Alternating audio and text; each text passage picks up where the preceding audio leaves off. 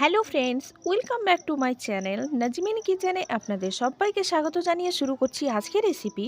তো আমার আজকের রেসিপি হচ্ছে গরুর মাংসের টিকিয়া কাবাব বা টিক্কা।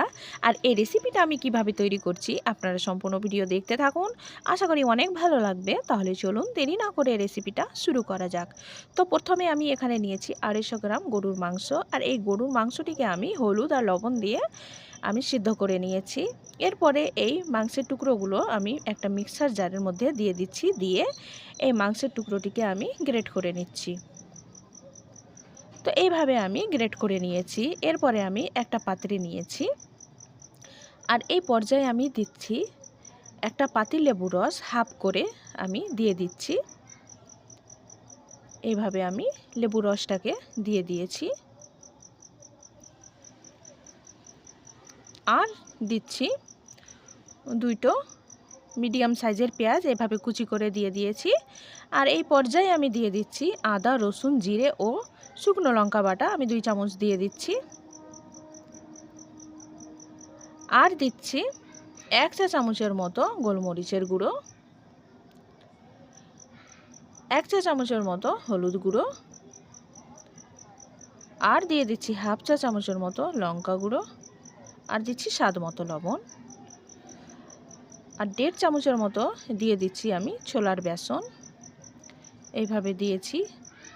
আর সব শেষে আমি দিয়ে দিচ্ছি সয়া সস। দিয়ে এগুলোকে এইসব উপকরণকে আমি ভালো করে মিক্স করে নিয়েছি।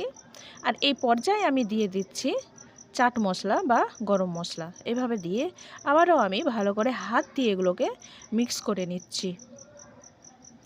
তো এইভাবে আমি মিক্স করে নিয়েছি। আর এটিকে আমি রেস্টে রেখে দিচ্ছি মোটামুটি 1 ঘন্টার মতো। 1 ঘন্টা পরে আমি ফিরে আসলাম বন্ধুরা। এরপরে আমি হাতে তেল লাগিয়ে নিয়েছি, দিয়ে এইভাবে আমি এই মাংসের পুরটিকে আমি এইভাবে হাতে এইভাবে গোল গোল করে আমি টিকিয়ার মতো বানিয়ে নিচ্ছি। এইভাবে গোল করে আমি হালকা টিকিয়ার আকারে আমি তৈরি করে নিচ্ছি। তো দেখুন বন্ধুরা, এইভাবে আমি তৈরি করে নিয়েছি।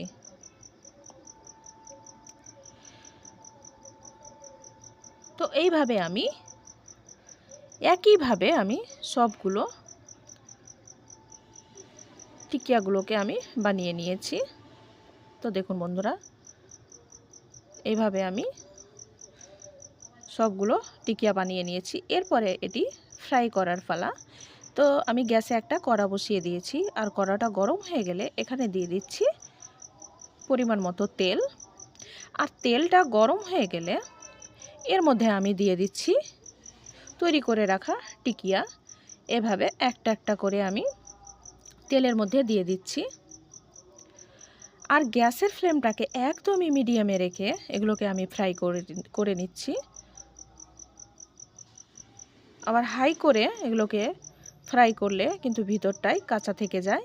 তার জন্য গ্যাসের ফ্লেমটাকে একদমই মিডিয়ামে রেখে এই টিকিয়াগুলোকে আমি ফ্রাই করে নিয়েছি।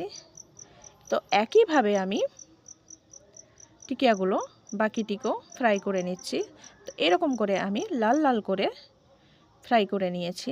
দেখুন বন্ধুরা, দেখে অবশ্য বুঝতে পারছেন কালারটা কত সুন্দর হয়েছে। তো আমার সব টিকিয়াগুলো একদমই রেডি। তো এইভাবে একবার হলেও এই মাংসের টিকিয়া কাবাব ট্রাই করবেন, আশা করি অনেক ভালো লাগবে। তো বন্ধুরা, রেসিপিটা যদি ভালো লেগে থাকে তাহলে লাইক করে দেবেন, আর শেয়ার করে দেবেন, আর কমেন্ট করে অবশ্যই জানাবেন রেসিপিটা আপনাদের কেমন লেগেছে। আর চ্যানেলটাকে সাবস্ক্রাইব না করে থাকলে অবশ্যই সাবস্ক্রাইব করে দেবেন।